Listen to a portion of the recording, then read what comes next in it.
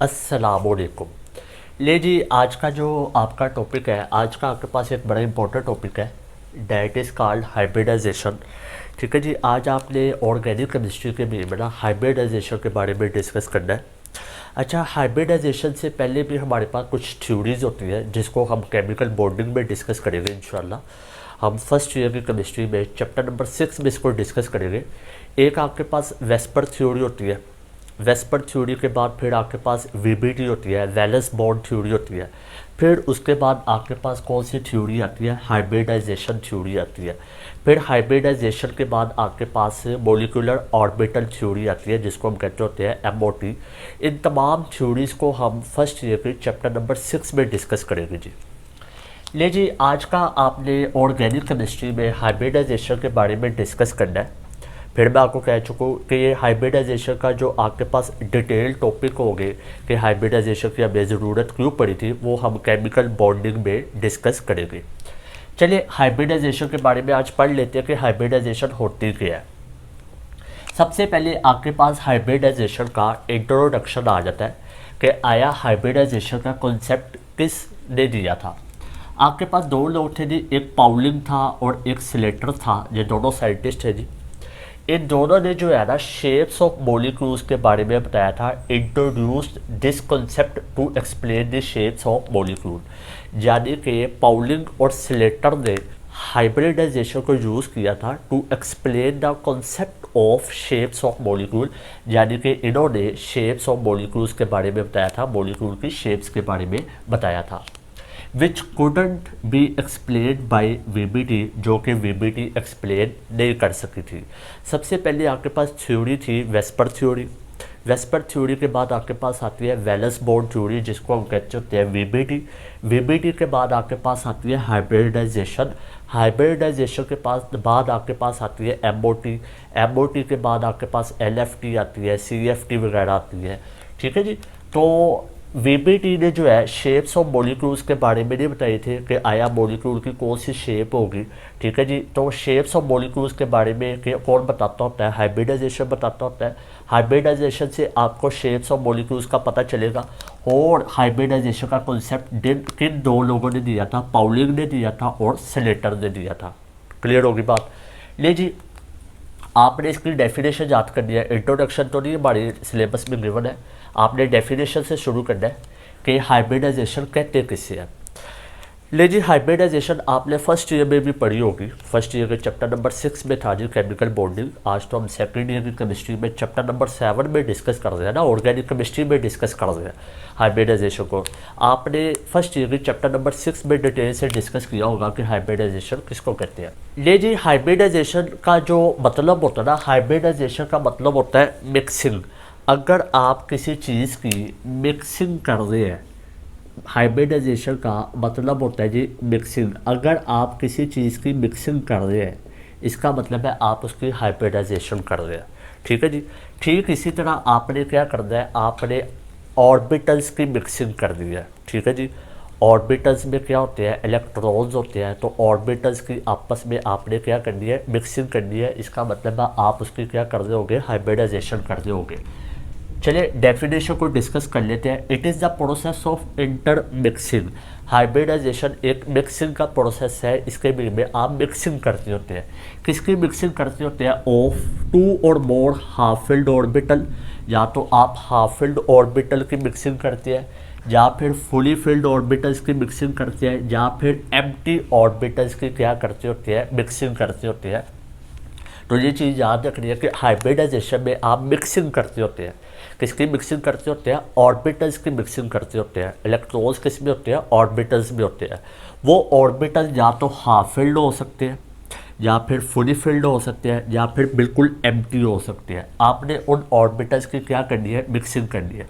जिन orbitals की आप mixing कर रहे होंगे ना, उनकी एनर्जी कंपेरेबल होगी। यानी कि उनकी एनर्जी डिफरेंट तो होगी, लेकिन इतनी डिफरेंट नहीं होगी, बहुत ज़्यादा डिफरेंस नहीं होगा, बस नॉर्मली डिफरेंस होगा।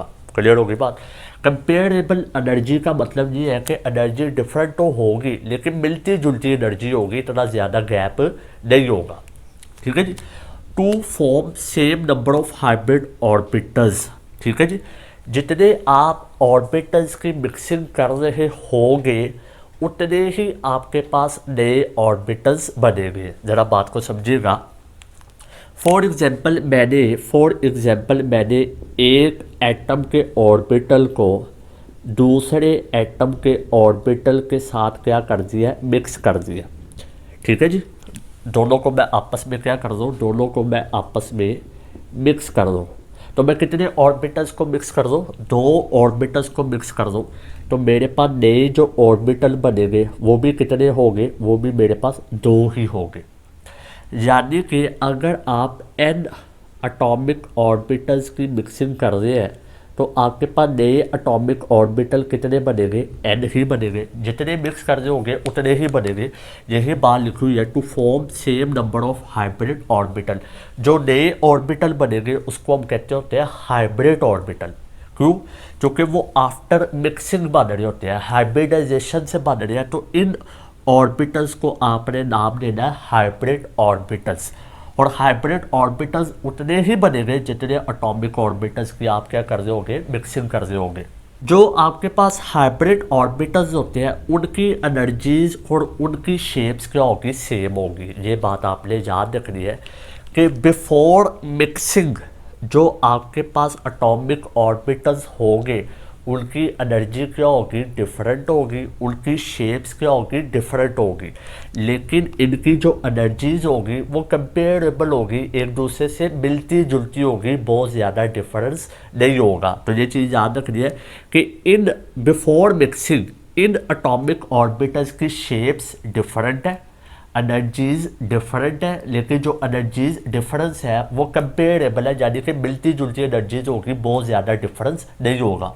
लेकिन आफ्टर मिक्सिंग उनकी शेप्स, जो हाइब्रिड ऑर्बिटल्स बनेंगे उनकी शेप्स भी सेम होगी और उनकी एनर्जीज भी क्या होगी, सेम होगी। ये चीज़ आपने याद रखनी है। जब मैं आपके सामने एग्जाम्पल को सॉल्व करूँगा ना तब मैं इस बात को मज़ीद एक्सप्लेन करूँगा कि क्यों शेप्स डिफरेंट है और आफ्टर हाइब्रिडाइजेशन शेप्स सेम हो जाती होती है। ये मैं एग्जाम्पल में आपको क्लैरिफाई करूँगा। आगे आपके पास आ जाते हैं जी टाइप्स। हमारे पास हाइब्रिडाइजेशन की बहुत ज़्यादा टाइप्स होती है, हमने सिर्फ 3 टाइप्स को डिस्कस करना है। First one is called sp3 hybridization and the second one is called sp2 hybridization and the third one is called sp hybridization। ठीक है जी, आपने इन 3 को डिस्कस करना है, बाकियों को डिस्कस नहीं करना।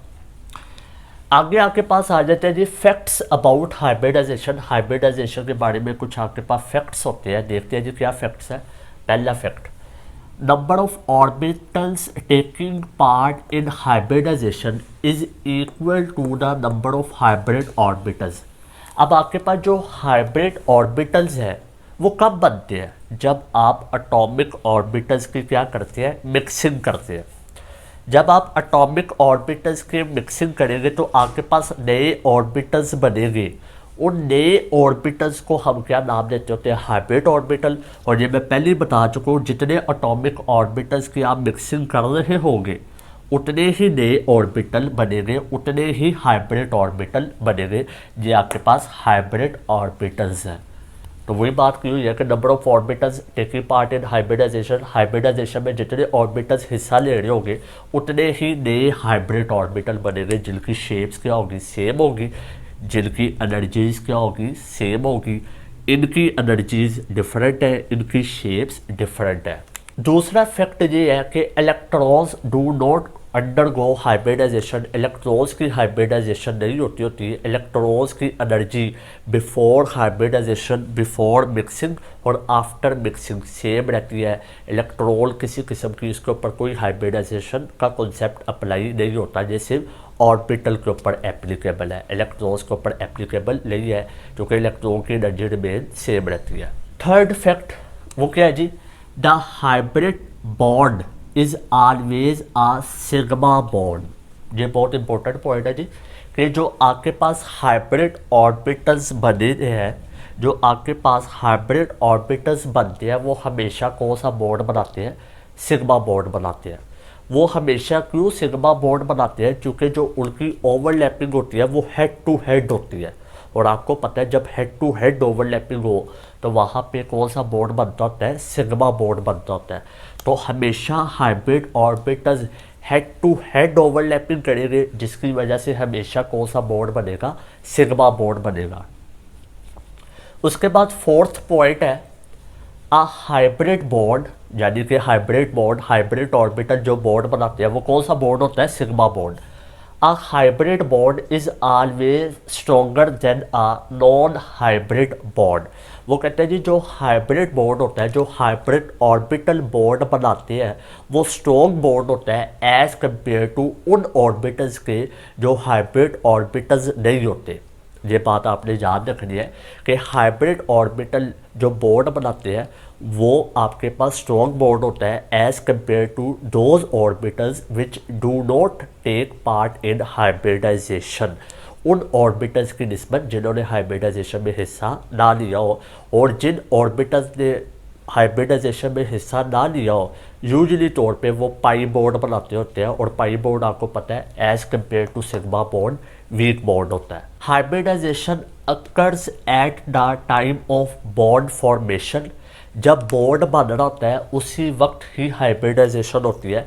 ये जो आपके पास हाइब्रिडाइजेशन होती है, ये मैं कहता हूँ तो ये हाइब्रिडाइजेशन एक साइमुलटेनियस प्रोसेस है, साइमुलटेनियस प्रोसेस है, यानी कि ये उसी वक्त हो रहा होता है जब बॉन्ड फॉर्मेशन हो रही हो। इस बात को मैं जब एग्जाम्पल को डिस्कस करूँगा तो तब बताऊँगा कि जब बॉन्ड फॉर्मेशन हो रही हो तो उसी वक्त हाइब्रिडाइजेशन होती है। हाइब्रिडाइजेशन का प्रोसेस कोई अलग से नहीं होता, takes place at the same time. जब बॉन्ड फॉर्मेशन हो रही हो उसी वक्त ही हाइब्रिडाइजेशन होती है। ये चीज़ आपने याद रखनी है। सिक्स्थ रूल है जी आपके पास कि हाइब्रिडाइजेशन इंक्रीज क्या करती है, स्टेबिलिटी करती है। हाइब्रिडाइजेशन की वजह से जो होता है आपके पास स्टेबिलिटी बढ़ जाती है, एटम की स्टेबिलिटी बढ़ जाती है, क्योंकि जो एटम हाइब्रिडाइजेशन करता है वो हाइब्रिडाइजेशन करने के बाद बॉन्ड्स बनाता है, और कौन से बॉन्ड्स बनाता है, सिग्मा बॉन्ड बनाता है। सिग्मा बॉन्ड स्ट्रॉन्ग होते हैं, जिसकी वजह से क्या चीज़ आ जाती होती है, स्टेबिलिटी आ जाती होती है। ठीक है जी। और जब कोई एटम हाइब्रिडाइजेशन करता है, हाइब्रिडाइजेशन के बाद जो बॉन्ड बनाता है वो तो सिग्मा बॉन्ड होते ही होते हैं, लेकिन एटम वहाँ पे अपना ऑक्टेट और डुप्लेट रूल भी फॉलो कर रहा होता है, कंप्लीट कर रहा होता है, वैलेंस शेल भी कंप्लीट कर रहा होता है, जिसकी वजह से एटम स्टेबल हो जाता है, यानी molecule stability the form of atom. तो हाइब्रिडाइजेशन के बाद मॉलिक्यूल ही बनता होता है, हाइब्रिडाइजेशन के बीच में मॉलिक्यूल ही बनता होता है। तो मॉलिक्यूल के बीच में सारे एटम क्या होते हैं, स्टेबल होते हैं। तो हाइब्रिडाइजेशन इंक्रीज स्टेबिलिटी, ठीक है जी, डिक्रीज रिएक्टिविटी। अंडरस्टूड बात है। अभी मैंने आपको कहा कि हाइब्रिडाइजेशन के बीच में मॉलिक्यूल बनता होता है, मॉलिक्यूल के बीच में सारे एटम के वैलेंस शेल कंप्लीट होते हैं, तो उनकी रिएक्टिविटी क्या हो जाती है, डिक्रीज हो जाती है। Add energy of molecule, decrease reactivity. एक तो रिएक्टिविटी को डिक्रीज करता है, ऊपर से मॉलिक्यूल्स की एनर्जी को भी क्या कर देता होता है, डिक्रीज कर देता होता है, क्योंकि स्टेबिलिटी की निशानी ही यही है कि मॉलिक्यूल की एनर्जी क्या होगी, कम होगी। जब मॉलिक्यूल की एनर्जी ज़्यादा हो तो वो फिर मॉलिक्यूल स्टेबल नहीं होता, अनस्टेबल होता है। उसके बाद आपके पास सेवंथ पॉइंट है कि hybridization occurs in the central atom of a molecule. ये आपने याद रखना है कि हाइब्रिडाइजेशन हमेशा सेंट्रल एटम पे होती है। फॉर एग्जांपल, अगर मैं आपके सामने ये एक मॉलिक्यूल लिखता हूँ CH4, तो CH4 के बीच में जो आपके पास सेंट्रल एटम है वो कौन है जी, वो आपके पास है जी कार्बन। मैं कार्बन के ऊपर यहाँ पे स्टार बना देता हूँ, कार्बन सेंट्रल एटम है। ठीक है जी। सेंट्रल एटम वो होता है जिसकी मिकदार, जिसकी अमाउंट ऑफ एटम्स क्या हो, कम हो, वो आपके पास सेंट्रल एटम होता है। इस पूरे मॉलिक्यूल के बीच में कार्बन एटम की तादाद सबसे कम है, तो लिहाजा यहाँ पे कार्बन सेंट्रल एटम है। तो इसका मतलब ये है कि जो हाइब्रिडाइजेशन का कॉन्सेप्ट होगा वो कार्बन के ऊपर पड़ा जाएगा। उसके बाद आपके पास NH3 है। ले जी, यहाँ पे आपके पास सेंट्रल एटम कौन होगा, यहाँ पे आपके पास सेंट्रल एटम नाइट्रोजन होगा, क्योंकि उस एटम की तादाद कम है, और जिस एटम्स की मिकदार ज़्यादा हो वो आपके पास सराउंडिंग एटम होता है। और उसके बाद एक और एग्जांपल है जी H2O, वाटर। वाटर के बीच में आपके पास सेंट्रल एटम कौन है, वाटर के बीच में आपके पास सेंट्रल एटम ऑक्सीजन है, क्योंकि ऑक्सीजन एटम्स की तादाद ओवरऑल कम है, तो यहाँ पे ऑक्सीजन आपके पास सेंट्रल एटम है। साथ यहाँ पे एक और मैं चीज़ बता दूँ कि जिस भी मॉलिक्यूल के बीच में या जिस भी कंपाउंड के बीच में आपको कार्बन नज़र आ रहा है ना, तो हमेशा वहाँ पे कार्बन ही सेंट्रल एटम होगा। ठीक होगी बात, ये चीज़ आपने याद रखनी है कि जिस भी मॉलिक्यूल के बीच में आपको कार्बन नज़र आ रहा है वहाँ पे हमेशा सेंट्रल एटम कौन होगा, कार्बन ही होगा, क्योंकि आपको पता है कार्बन ही अपना नेटवर्क ज़्यादा फैलाता होता है। ले जी, उसके बाद आपके पास लास्ट पॉइंट है, वो कौन सा है जी, hybridization does not occur in isolated atom. Single atom के ऊपर हाइब्रिडाइजेशन नहीं होती, हमेशा बॉन्डेड एटम के बीच में हाइब्रिडाइजेशन का कॉन्सेप्ट एप्लीकेबल है। अब जहाँ पे देखे ना आपने कार्बन के ऊपर क्या है जी, कार्बन के ऊपर हाइब्रिडाइजेशन होगी, तो जो कार्बन था वो बॉन्डेड एटम था। फिर आपने कहा नाइट्रोजन के ऊपर हाइब्रिडाइजेशन होगी, जो जहाँ पे नाइट्रोजन है वो बॉन्डेड एटम है। फिर आपने ऑक्सीजन का कहा, ऑक्सीजन भी आपके पास बॉन्डेड एटम है। आइसोलेटेड सिंगल एटम के ऊपर किसी किस्म की हाइब्रिडाइजेशन का कॉन्सेप्ट नहीं होता। तो आइसोलेटेड एटम यानी कि ऐसा एटम जो सबसे अलग है, जिसने कोई बॉन्ड नहीं बनाया हुआ, तो उसके ऊपर हाइब्रिडाइजेशन का कॉन्सेप्ट आप पढ़ ही नहीं सकते, क्योंकि उसने बॉन्ड ही नहीं बनाया हुआ। तो ये चीज़ आपने याद रखनी है, ठीक है जी, कि हाइब्रिडाइजेशन हमेशा बॉन्डेड एटम के ऊपर एप्लीकेबल है, आइसोलेटेड एटम के ऊपर एप्लीकेबल नहीं है जी। ले जी, इसमें से आपने क्या चीज़ याद रखनी है, आपने डेफिनेशन याद करनी है लाजमी, क्योंकि आपके बोर्ड में डेफिनेशन लाजमी पूछ ली जाती है कि व्हाट इज़ हाइब्रिडाइजेशन, डेफिनेशन पूछी जाती है। ये जो पॉइंट्स है, ये पॉइंट्स मैंने आपके एंट्री टेस्ट के हवाले से बताया है, ठीक है जी। आपने अगर इनको याद करना हो तो बहुत अच्छी बात है, इसको याद करें लाजमी, अव्वल तो इसको नोट कर लें ताकि आपके नॉलेज में इजाफा हो। ले जी, यहाँ पे मैं आपके सामने कुछ बातें लिख देता हूँ जी, ज़रा आपने इसको याद रखना है कि हम सबसे पहले डिस्कस करेंगे जी sp3 हाइब्रिडाइजेशन। sp3 में एक s ऑर्बिटल और 3 p ऑर्बिटल हाइब्रिडाइज्ड हो गए, हाइब्रिडाइजेशन करेंगे। sp3 में जो आपके पास होते हैं ना बॉन्ड्स, ऑल सिग्मा बॉन्ड्स होते हैं, ये चीज़ आपने याद रखनी है कि sp3 हाइब्रिडाइजेशन में जितने भी बॉन्ड्स होते हैं सारे के सारे कौन से बॉन्ड्स होते हैं, सिग्मा बॉन्ड होते हैं, ठीक है जी। अब आपने देख लो कि कार्बन कौन सी हाइब्रिडाइजेशन करेगा, तो आप ये देख लें कि कार्बन ने सारे के सारे सिग्मा बॉन्ड बनाए हुए हैं, या फिर कार्बन और कार्बन के दरमियान कौन सा बॉन्ड है, कार्बन और कार्बन के दरमियान अगर सिंगल बॉन्ड है, ठीक है जी, या तो सारे के सारे सिंगल बॉन्ड हो और सिग्मा बॉन्ड हो, या फिर सिंगल बॉन्ड बनाओ, सिंगल बॉन्ड, ठीक है जी, या फिर सिंगल बॉन्ड हो, तो वहाँ पे कौन सी हाइब्रिडाइजेशन हो जाती है, sp3 हाइब्रिडाइजेशन हो जाती है। अगर सारे बॉन्ड सिग्मा बॉन्ड है या फिर सिंगल बॉन्ड मौजूद है सारे, तो वहाँ पे कौन सी हाइब्रिडाइजेशन हुई होगी, sp3 हाइब्रिडाइजेशन हुई होगी। जैसा कि मैंने ये लिख दिया है कि कार्बन और कार्बन के दरमियान अगर सिंगल बॉन्ड है तो वहाँ पे कौन सी हाइब्रिडाइजेशन हुई होगी, sp3 हाइब्रिडाइजेशन हुई होगी। अदरवाइज हाइब्रिडाइजेशन निकालने का फॉर्मूला होता है, वो मैं फिर किसी वक्त आपके साथ डिस्कस करूँगा। उसके बाद आपके पास है जी sp2 हाइब्रिडाइजेशन जी। sp2 हाइब्रिडाइजेशन में आपके पास क्या होता है, sp2 हाइब्रिडाइजेशन में आपके पास 1 सिग्मा प्लस 1 पाई बॉन्ड्स मौजूद होते हैं। ये चीज़ आपने याद रखनी है कि आपके पास जब sp2 हाइब्रिडाइजेशन हुई हो तो एक सिग्मा और एक पाई बॉन्ड मौजूद होता है, या फिर आप इसको ये भी कह सकते हैं और डबल बॉन्ड मौजूद होता है, डबल बॉन्ड, ठीक है जी। अगर आपको किसी भी मॉलिक्यूल के बीच में सेंट्रल एटम डबल बॉन्ड बनाए हुए दिख रहा है तो फिर वहाँ पे उसने कौन सी हाइब्रिडाइजेशन की होगी, sp2। जैसा कि अगर कार्बन और कार्बन ने डबल बॉन्ड बनाए हुए हैं तो इसका मतलब है इस कार्बन ने कौन सी हाइब्रिडाइजेशन की हुई है, sp2 हाइब्रिडाइजेशन की हुई है। उसके बाद आपके पास होता है जी sp हाइब्रिडाइजेशन। sp हाइब्रिडाइजेशन में क्या होता है, sp हाइब्रिडाइजेशन में आपके पास 1 सिग्मा बॉन्ड होता है प्लस 2 पाई बॉन्ड्स होते हैं। ये चीज़ आपने याद रखनी है कि sp हाइब्रिडाइजेशन में एक सिग्मा बॉन्ड होता है और 2 पाई बॉन्ड होते हैं, या फिर आप इसको ये भी कह सकते हैं और ट्रिपल बॉन्ड मौजूद होगा, ट्रिपल बॉन्ड। अगर आपको किसी भी मॉलिक्यूल के बीच में सेंट्रल एटम ट्रिपल बॉन्ड बनाए हुए दिख रहा है तो इसका मतलब है उस सेंट्रल एटम ने कौन सी हाइब्रिडाइजेशन की हुई है, sp हाइब्रिडाइजेशन की हुई है। यानी कि अगर आपको कार्बन और कार्बन के दरमियान ट्रिपल बॉन्ड नज़र आ रहा है तो इसका मतलब है जहाँ पे कार्बन ने कौन सी हाइब्रिडाइजेशन की हुई है, sp हाइब्रिडाइजेशन की हुई है। तो इंशाल्लाह अगले लेक्चर में हम इन तीनों को डिटेल से डिस्कस करेंगे। sp3 हाइब्रिडाइजेशन की डेफिनेशन को भी पढ़ेंगे और इसकी एग्जांपल्स को भी डिस्कस करेंगे एंड सो ऑन। हम इनकी डेफिनेशन और एग्जांपल्स को भी डिस्कस करेंगे। तो अगर आपको कोई बात समझ में ना आए तो आप नीचे कमेंट सेक्शन में पूछ सकते हैं या फेसबुक के पेज पे पूछ सकते हैं। ठीक है जी, अगले लेक्चर में इंशाल्लाह मिलेंगे। तब तक के लिए अपना ख्याल रखिएगा। अल्लाह हाफिज़।